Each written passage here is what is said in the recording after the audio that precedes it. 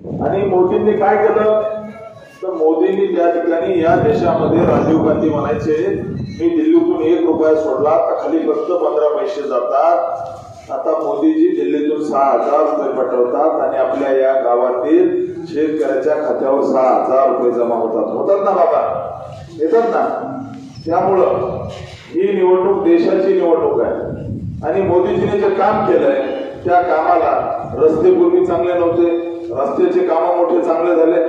या ठिकाणी आपण जर पाहिलं तर गरीबाला एका काळामध्ये श्रीमंताच्या घरामध्ये गॅस असायचा, गरीबाच्या घरामध्ये गॅस देण्याचं काम केलं। या ठिकाणी अनेकांना बँक खाते नव्हते, पिढ्याना पिढ्या गेल्या, प्रत्येकाचं बँकेमध्ये खातं उघडायचं काम मोदीजीने मागच्या 10 वर्षामध्ये केलं। मोदीजीने एवढंच केलं का तर पूर्वी पाऊस आला किंवा आपलं त्या ठिकाणी वादळी पाऊस झाला तर पिकांची नासधूस व्हायची आणि तलाट्या थ्रू पैसे यायचे, मग त्याच्यात अर्धे गायब व्हायचे काँग्रेसच्या काळामध्ये। आता थेट बँकेच्या खात्यावर अनुदान जमा करण्याचं काम मोदींनी केलं। मोदीजीने आपलं राम मंदिर बांधलं, इतकी सगळे कामं चांगले मोदीजीने केले। त्यामुळे माझी विनंती आहे आपल्या भागात सुद्धा या ठिकाणी प्रशांत मालक आणि समाधान दादा यांच्या मार्गदर्शनामध्ये या भागामध्ये चांगले कामं विकासाची कामं मोठमोठे व्हायला लागले। त्यामुळं आपल्या सगळ्यांना विनंती करायला लागलोय की ज्या मोदींनी राम मंदिर बांधलं, ज्या मोदींनी मोठ्या प्रमाणामध्ये विकासाची कामं केले, ज्या मोदींनी गोरगरिबांच्या घरामध्ये त्या ठिकाणी गॅस दिला, गरिबांची घरं प्रधानमंत्री आवास योजनेच्या माध्यमातून गोरगरिबांना घरं दिले, वेगवेगळ्या योजना केल्या। या मंगळवेढा तालुक्यामध्ये या सुशीलकुमार शिंदेंना आपण आमदार केलं, खासदार केलं, मुख्यमंत्री सुद्धा झाले, परंतु शिंदेनी या तालुक्यामध्ये पाणी आणू शकले नव्हते।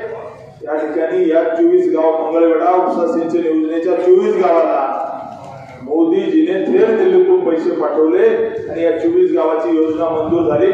त्याचं काम पुढच्या 1-1.5 महिन्यामध्ये सुरू होईल आणि मंगळवेढ्याच्या या दुष्काळी 24 गावाला पाणी आणण्याचं काम भारतीय जनता पार्टीचं सरकार करतंय, मोदीजी करतायत। म्हैसाळची योजनेचा तसाच विषय आहे। म्हैसाळच्या योजनेचे त्या ठिकाणी काही गावाचा समावेश झाला नव्हता, परंतु आपण पाहिलं या म्हैसाळ योजनेचे जे गाव आहे त्या गावाला सुद्धा पाणी आणण्याचं काम मोदीजीने केलं।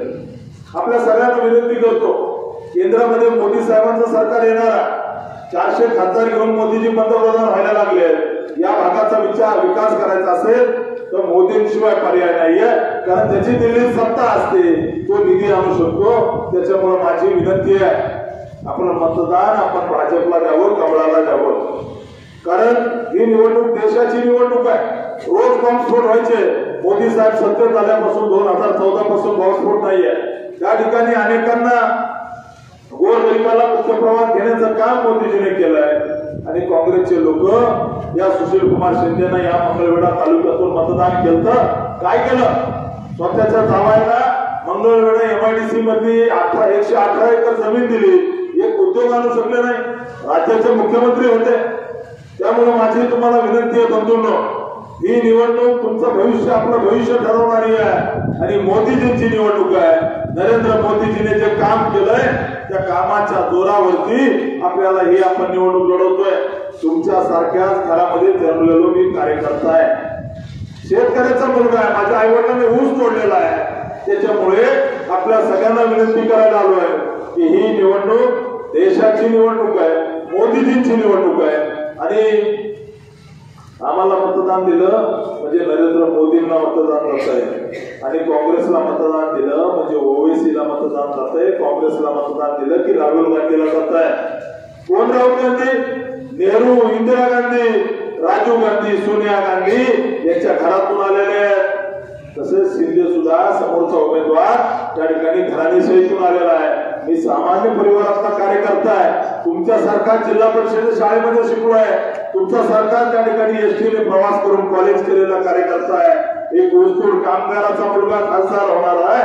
माझी तुम्हाला विनंती आहे या तालुक्यात जे कामं चालू आहे, विकासाचे रस्त्याचे असतील सगळे काम आहेत, हे सगळे कामं मोदींनी दिलेले आहेत। त्यामुळे मला मतदान म्हणजे मोदींना मतदान। येत्या 7 तारखेला कमळ चिन्हासमोरील बटन दाबून आपल्यातलाच एक आपल्यासारख्याच घरातून आलेला सामान्य परिवारातला कार्यकर्ता म्हणून आपण मला आशीर्वाद द्यावेत आणि विरोधी उमेदवार काय बोलतो जाणार नाही, परंतु या ठिकाणी काँग्रेसने डॉक्टर बाबासाहेब आंबेडकरांचा 2 वेळा पराभव केला।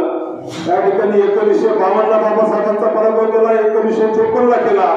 नेहरूने स्वतःला त्या ठिकाणी भारतरत्न घेतला, परंतु आपल्या बाबासाहेबांना भारतरत्न द्यायला 1990 भाजपचं सरकार आलं, त्यावेळेस त्यांना भारतरत्न दिला। माझी तुम्हाला विनंती आहे की ही निवडणूक देशाची निवडणूक आहे, ही निवडणूक त्या ठिकाणी देशाच्या रक्षणाची निवडणूक आहे आणि मोदीजींशिवाय पर्याय नाहीये। येत्या 7 तारखेला आपण कमळ चिन्हासमोरील बटन दाबून मला आशीर्वाद द्यावे, 3 नंबरचं बटन आहे। एवढंच बोलून मी थांबतो। जय हिंद, जय महाराष्ट्र।